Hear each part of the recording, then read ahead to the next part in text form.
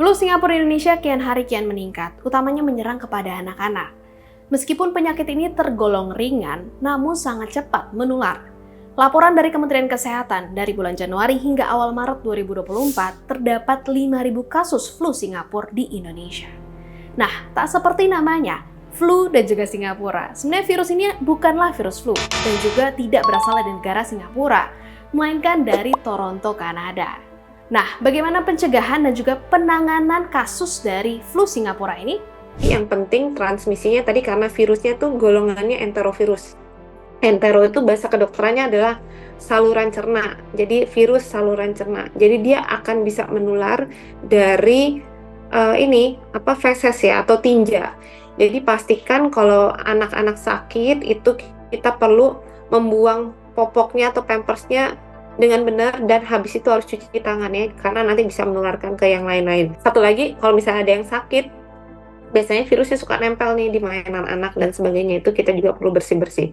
Sebenarnya hampir mirip dengan pencegahan infeksi lain, PHBS menjadi sangat penting gitu ya. Kebetulan di Indonesia tuh sudah masuk tuh ya vaksinnya ya, tapi baru saja registrasi di Badan POM. Jadi mungkin kita tunggu saja nanti pemerintah apakah akan menggunakan ini atau Ikatan Dokter Anak Indonesia akan mengadopsi atau tidak. Nanti kita lihat kebijakannya bagaimana.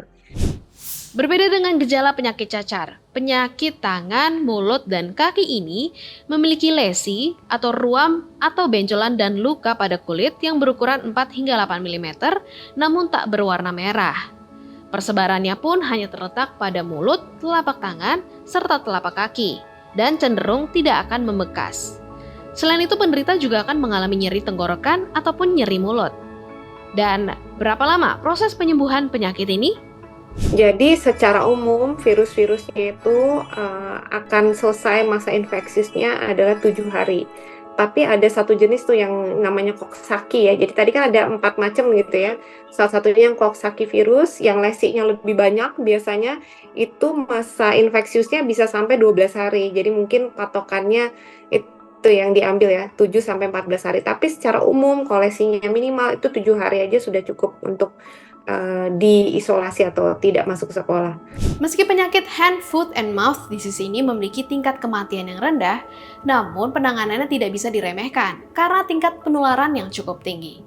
Bagaimana menurutmu? Taruh pendapatmu di kolom komentar di bawah dan jangan lupa saksikan Ada Par ini hanya di YouTube Tempo.co.